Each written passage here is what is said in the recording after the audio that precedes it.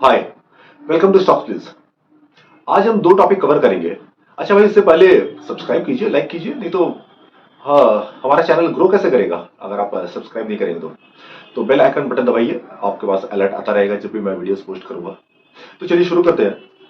आज हम बात करेंगे, दो टॉपिक कवर करेंगे, लाइफ इंश्योरेंस और होम लोन। लाइफ इंश्योरेंस किसी को लेना चाहिए, लेना भी चाहिए या नहीं, बिल्कुल भी नहीं लेना चाहिए। और होम लोन अगर लेना है तो कितना लेना है, कब लेना है और क्यों लेना है। सबसे पहले बात करते हैं लाइफ इंश्योरेंस की। मुझे लगता है लाइफ इंश्योरेंस इस दुनिया का सबसे बड़ा मिस सोल्ड प्रोडक्ट है, फाइनेंशियल प्रोडक्ट है, मिस सोल्ड। उससे बड़ा मिस सोल्ड प्रोडक्ट दुनिया में कोई नहीं है। लाइफ इंश्योरेंस मुझे तो लगता है किसी को नहीं लेना चाहिए। अब आप कहेंगे कि भाई जो अर्निंग मेंबर है कम से कम उसे लेना चाहिए। वो लेना चाहे तो ले सकते हैं, बट इस अमाउंट का कि जो आपकी फैमिली को काम आ सके वो अमाउंट। मैं बताता हूं क्या मेरा बोलने का मतलब है। हम लाइफ इंश्योरेंस कब लेते हैं? 20 22 25 साल की उम्र हुई, थोड़ा बहुत कमाने लगे, कोई ना कोई हमारा फ्रेंड, भाई, बंधु, रिलेटिव, जान पहचान में लाइफ इंश्योरेंस के लिए अप्रोच करता है। करेक्ट। ऐसे लाइफ इंश्योरेंस को बेचा कैसे जाता है? भाई अब तो कमाने लगा है, कुछ सेविंग्स कर, सेमी एनुअली या ईयरली इसमें प्रीमियम जमा कर, तेरा सेविंग्स भी होता रहेगा, तेरी लाइफ सिक्योर्ड रहेगी। करेक्ट। Life security. और लाइफ सिक्योरिटी के लिए वो पॉलिसी कितना का करवाते हैं? आप देखिएगा, 50,000, 1 लाख, 1.5 लाख, 2 लाख, 3 लाख। मैं मिडिल क्लास की बात कर रहा हूं, आम मिडिल क्लास जनरल पर्सन की बात कर रहा हूं। तो वो 2-3 लाख रुपया से आपकी पॉलिसी शुरू करवाता है। अच्छा, ये भी कहता है कि नहीं नहीं, बड़ी पॉलिसी मत करवाना, नहीं तो प्रीमियम देने में बाद में दिक्कत होगी, तो छोटी पॉलिसी करवा। टारगेट भी तो पूरा करना है ना उनको। छोटी छोटी 2 पॉलिसी करवा ले, बाद में करवा लेना, बीवी के करा ले, बच्चों के करवा लेना। तो ये बोल करके लाइफ इंश्योरेंस प्रोडक्ट बेचा जाता है कि भाई बेटी की शादी होगी तब काम आएगा, 15-20 साल बाद, बेटी की या बेटे की पढ़ाई में काम आएगा, नया घर लेना है तब काम आएगा, कार के लिए जमा करो। तो भाई मुझे एक बात समझ में नहीं आती है, लाइफ इंश्योरेंस प्रोडक्ट लाइफ की सिक्योरिटी के लिए है या बेटी की पढ़ाई के लिए या बेटे की पढ़ाई के लिए या शादी के लिए, किसके लिए है? अब कोई दलील देगा कि भाई ये चारों पांचों के लिए है। मुझे तो लगता है कि किसी के लिए भी नहीं है। I explain why. How life insurance आप करवाते हो, 1 लाख, 2 लाख, 3 लाख का जो भी एक करवाते हो, उसका आप प्रीमियम पेमेंट करते हो। 1 लाख का तकरीबन प्रीमियम आता है 6,000 के करीब, मुझे जहां तक लगता है 6,000। अगर आपकी उम्र उम्र के ऊपर डिपेंड करता है, अगर आपकी उम्र मोटा मोटी समझ लीजिए 32-34 साल की है तो 6,000 के करीब प्रीमियम आएगा। 5 लाख का आएगा 30-32 हजार के करीब। तो अगर आप 2-3 लाख की प्रीमियम की पॉलिसी करवाते हो, उसका प्रीमियम भरते हो और उसको बाद आपको पेमेंट मिलता है 16 साल, 18 साल, जब भी उसकी मैच्योरिटी अमाउंट डेट होती है, तब आपको मिलता है 2 लाख का 4-4.5 लाख रुपया। तो क्या 4.5 लाख रुपए की आपकी लाइफ की वैल्यू है? सिर्फ 4.5 लाख की? अगर आपको मेच्योरिटी के बाद में इतना अमाउंट मिल रहा है तो वो क्या वैल्यू है? अब आप कहोगे कि भाई मेरे को मेरा सेटिस्फैक्शन है कि भाई मुझे अगर कुछ हो जाता है तो फैमिली को मिलता है। तो भाई फैमिली को जो इंश्योर्ड अमाउंट मिलता है, आपने जो प्रीमियम दिया वो आपका गया। ठीक है। मान लीजिए किसी ने पॉलिसी ली, 5 साल तक प्रीमियम दिया और उसके बाद कुछ हो गया उसको और वो नहीं रहा। 5 साल तक आपने जो प्रीमियम दिया उसके बाद आपको मेच्योरिटी अमाउंट जो मिलता है वो मिलता है 2 लाख रुपए, अगर आपने 2 लाख की पॉलिसी करवाई है। तो क्या 2 लाख रुपए आपकी फैमिली के लिए काफी है आपके जाने के बाद? आज की डेट में 2, 5, 10 लाख को कोई वैल्यू रह गया? नहीं रह गया। इसका ऑल्टरनेटिव क्या है? अगर आप बाद में पूछोगे कि भाई तो अब क्या करवाएं, आप टर्म प्लान लो। बहुतों ने तो टर्म प्लान के बारे में सुना भी नहीं है, जाना भी नहीं है, और अगर जानते भी है तो उसको दरकिनार कर देते हैं एक स्मॉल रीजन की वजह से। मैं बताता हूं क्या टर्म प्लान क्या होता है। कि भैया आप एक मिनिमम बेसिक प्रीमियम पेमेंट करना पड़ता है बड़े अमाउंट के लिए, बड़े इंश्योर्ड अमाउंट के लिए, कि अगर आपको कुछ हो जाता है तो आपकी फैमिली को वो बड़ा अमाउंट मिलता है।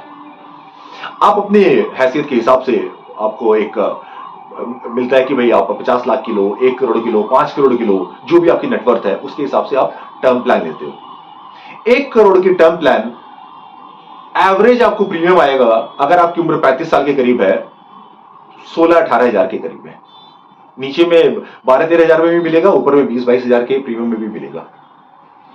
अब आप ये सोच, लेकिन उसका एक ड्रॉबैक जो लोगों को लगता है वो क्या है कि भाई अगर मुझे कुछ नहीं होता है, मैं अगर जिंदा रह गया मैच्योरिटी तक, 75 या 80 साल की उम्र तक, जो भी एक मैच्योरिटी डेट है, वहां तक अगर जिंदा रह गया तो मेरा प्रीमियम पूरा चला जाता है।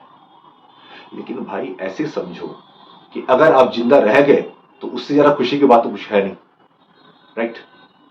आप जिंदा हो, यही बहुत बड़ी बात है।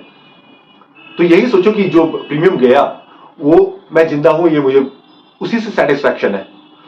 और आप जब पॉलिसी की शुरुआत करते हो 25 से 27-30 साल की उम्र से, वहां से लेके 75-80 साल की उम्र तक आपको जो सेटिस्फैक्शन मिलता है कि भाई मुझे अगर कुछ हो जाता है इन बिटवीन तो मेरी फैमिली को सपोर्ट के लिए बड़ा अमाउंट मिलेगा, दैट इज इनवैल्यूएबल। उसकी आप तुलना नहीं कर सकते हो, उसको आप तोल नहीं सकते हो पैसों में, करेक्ट? तो वो सेटिस्फैक्शन आपको 2-5 लाख की एंडोमेंट पॉलिसी बना करके नहीं मिलता है। ये समझने वाली बात है। और एवज में किसके? साल के 15-20 हजार रुपए। वो 15-20 हजार रुपए खर्चा करके आप अपनी पूरी फैमिली का सेफ्टी एक्चुअली सिक्योर कर रहे हो, ना कि ये 2-5-10 लाख रुपए की पॉलिसी करवा के। पॉलिसीज को, एंडोमेंट पॉलिसी या ट्रेडिशनल पॉलिसीज जो भी है, मनी बैक प्लान जो भी है, उसको बहुत फॉल्सली रिप्रेजेंट करके बेचा जाता है। ये एकदम फैक्ट है, इसमें कोई भी दो राय नहीं है। बेटी शादी के लिए या किसी की भी जरूरत पड़ने पर अगर बेचना है तो जेन्युइनली ये बोल के बेचो कि आपकी सिक्योरिटी के लिए ही है ये, कि आपको अगर कुछ हो जाता है तब। तो उस केस में सबसे पहला तो बच्चों के हिसाब से, बच्चों के लिए कभी भी पॉलिसी लेनी नहीं चाहिए। नॉन अर्निंग मेंबर, अगर हाउस वाइफ है या कोई मॉम एंड डैड रिटायर्ड है या कोई भी है, नॉन अर्निंग मेंबर है, उनके लिए कभी पॉलिसी लेनी नहीं चाहिए। पॉलिसी आप किसके लिए ले सकते हो? सिर्फ अर्निंग मेंबर के लिए, जिसकी वजह से घर में गाजा बाजा है, चल रहा है, दाल रोटी जिसकी वजह से आ रही है, आप सिर्फ उसी की पॉलिसी अगर लेना चाहो तो ही लो, और वो भी लो तो बड़ा अमाउंट लो। अगर आप अफोर्ड कर सकते हो तो बड़ा अमाउंट की पॉलिसी लीजिए, ना कि ये 1-2-4 लाख रुपए की पॉलिसी जिसमें आपको मिलने वाला कुछ भी नहीं है। अगर आप अफोर्ड कर सकते हो तो 50 लाख रुपए की पॉलिसी स्टार्ट करवाइए, मिनिमम बेसिक पॉलिसी 50 लाख रुपए की स्टार्ट कराइए। 1 करोड़ की पॉलिसी स्टार्ट कराइए।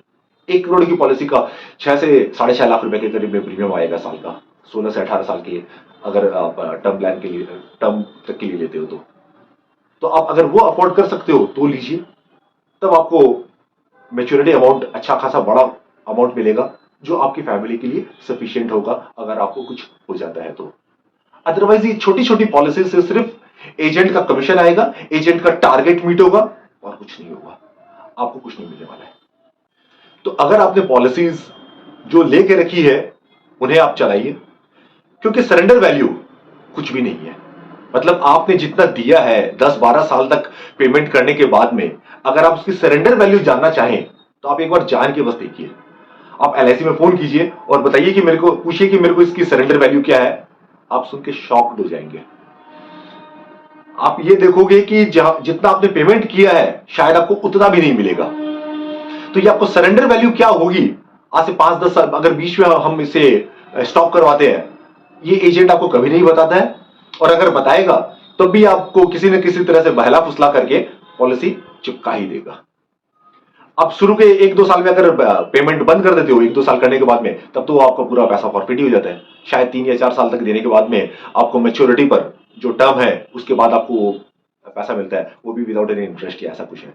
बीच में अगर आप बंद करवाते हो तो आपको जितना पेमेंट किया है उतना मिल जाए, ये बहुत बड़ी बात है। तो कई सारे रीजंस है। आप मुझे तो लगता है कि ट्रेडिशनल पॉलिसी तो भूल से भी नहीं करवानी चाहिए। मैंने भी करवा ली थी काफी सारी, आज से 15 साल पहले, लास्ट शायद 12-13 साल पहले करवाई होगी तो करवाई होगी। उसके बाद कान पकड़ लिए कि भाई ट्रेडिशनल पॉलिसीज तो कभी नहीं करवानी है, चाहे कुछ भी हो जाए। नेक्स्ट टॉपिक पर हम बात करते हैं होम लोन। भाई होम लोन भी एक ट्रैप क्यों है? अब आप कहेंगे मुझे हो सकता है बहुत क्रिटिसिज्म मिले इस वीडियो के लिए कि भाई मैं होम लोन के भी अगेंस्ट में क्यों हूं। होम लोन हम कब लेते हैं, जब हम कमाना शुरू कर देते हैं। मान लीजिए एक फैमिली है, शादी हो गई है, बीवी बच्चे हैं और माँ बाप, 6 जन की एक छोटी सी अच्छी सी फैमिली है। रेंट पे रहते हैं, घर लेना है। क्यों? लड़का भी काम करने लगा है, हो सकता है बहू भी काम कर रही है, फ्लैट लेना है। ठीक है। आज की डेट में कोई भी मेट्रो सिटी में जाओ तो 1 करोड़ के नीचे तो कहीं पर भी फ्लैट नहीं है। 1-1.5 करोड़ रुपया आपका 3 BHK फ्लैट का लग ही जाता है। और हम जब कोई भी इस तरह की बड़ी चीज लेने जाते हैं तो बजट से ऊपर ही होता है आमतौर पर। आप घर लो चाहे शादी करो, तो आप देखो, अगर आपका 1 करोड़ का बजट है तो आपको 1.25 करोड़ चला जाएगा। शादी का आपका 30 लाख का बजट है तो आपका 50 लाख हो जाएगा। ये हो ही जाता है, हम इसे रोक नहीं सकते, ये होता ही है। तो आप कमाना शुरू करते हो। अब मैं सपोज करता हूं, मान लीजिए आपकी सैलरी है 70,000-80,000 रुपया पर महीने, आफ्टर TDS या जो भी है कट वट के 70-75 हजार रुपया आपके हाथ में आते हैं। 25 से 30 हजार रुपया आप खर्चा के लिए, घर खर्च के लिए निकालते हो, मिनिमम बेसिक 30 हजार रुपया आप घर खर्च के लिए निकाले, आपके पास बचा 40 हजार रुपया। आप तुरंत 50 लाख का लोन लेते हो कि अगर 1 करोड़ का हमारा बजट है फ्लैट लेने का, कुछ सेविंग्स है, कुछ गहने बिकते हैं लेडीज के घर के, बिकते हैं कईयों के। सेविंग्स है पहले की 15-20 लाख रुपए की सेविंग्स है, 10-15 लाख का 20 लाख का हमने गहना बेच दिया, तो भाई 40-45 लाख रुपए तो हमने यहाँ पर खड़े कर लिए। बात आके 50-60 लाख रुपए का लोन लेंगे। 50 लाख का लोन की EMI अगर मैं समझूं 20 साल के लिए, मेरे ख्याल से आएगी 42,000 के करीब आएगी शायद। अभी इंटरेस्ट रेट शायद 8.5% के करीब होगा, 8.4 के आसपास। तो 50 लाख की EMI आपकी आती है 42-45 हजार रुपया। तो भाई ये लीजिए, आपके 35 हजार रुपया घर खर्चा है और 45 हजार रुपया आपने EMI शुरू कर दी। आपके पास सेविंग्स की डेट में, आज की डेट में कुछ नहीं है। करेक्ट? आप 80,000 कमा रहे थे, आपने EMI शुरू कर दी। अब हो गए हो आप बैंक के गुलाम एक्चुअली। अब ये फ्लैट आपका नहीं है जब तक आप इसको पूरा पेमेंट नहीं करते हो। अब ये फ्लैट हो गया बैंक का, सारी पेपर गिरवी है बैंक में।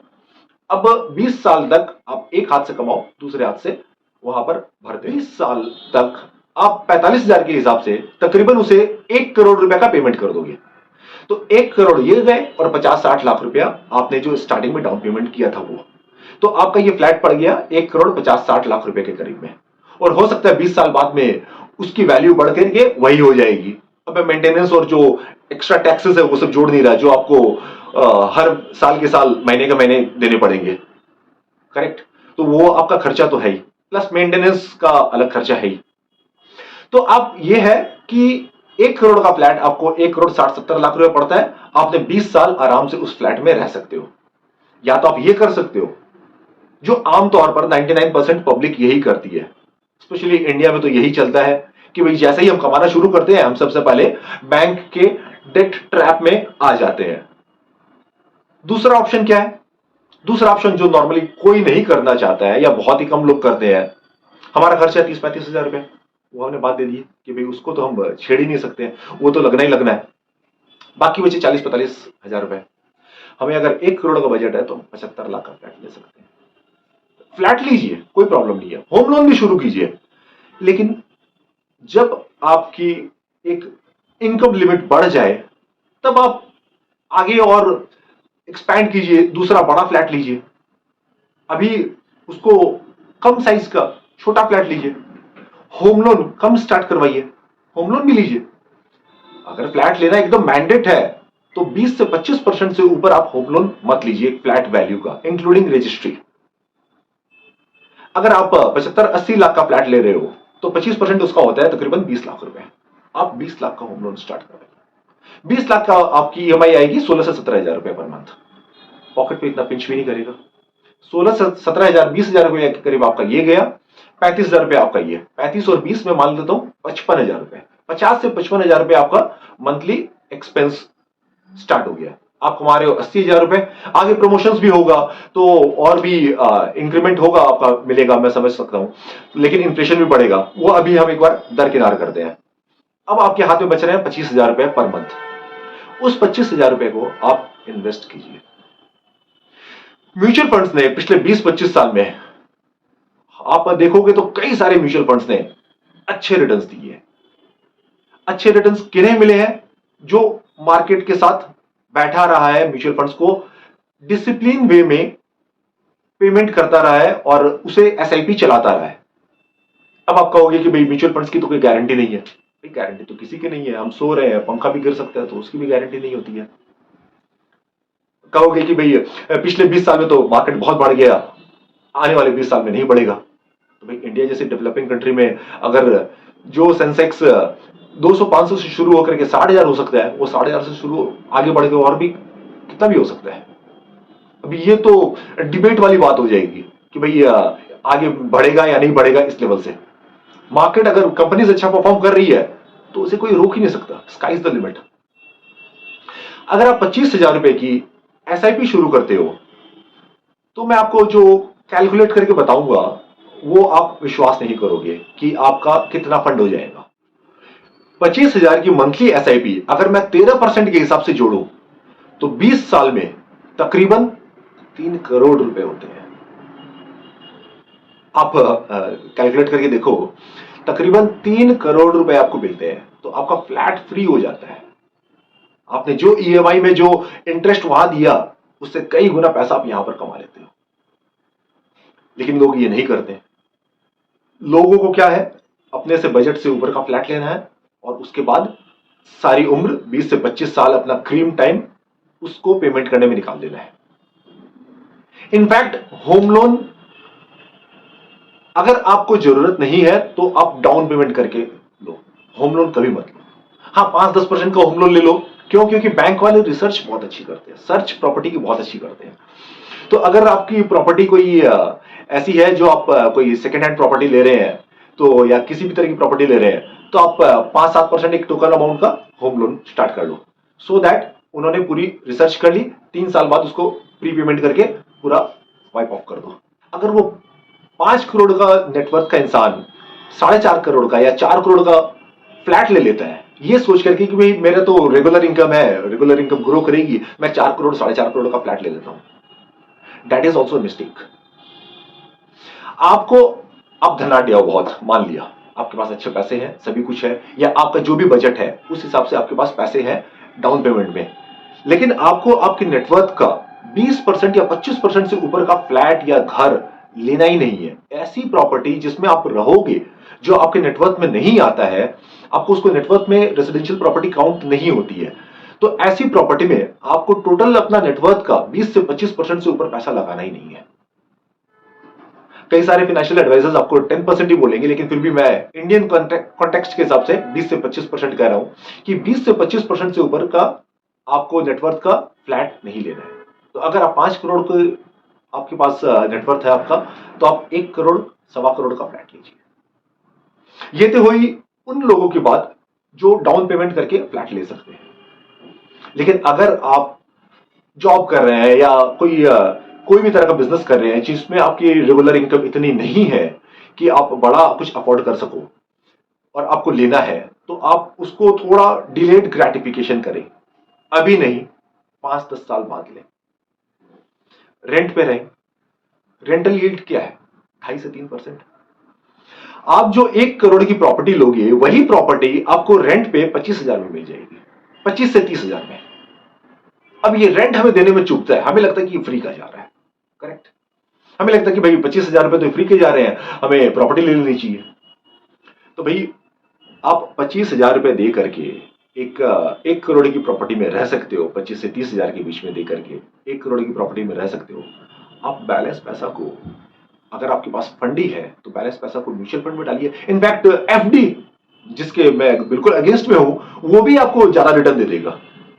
आज एफडी की इंटरेस्ट रेट 7% के करीब चल रही है, तो आपको 1 करोड़ का 60,000 रुपया तो करीबन वहीं से आ जाएगा, 55-60,000 रुपया आफ्टर टैक्स।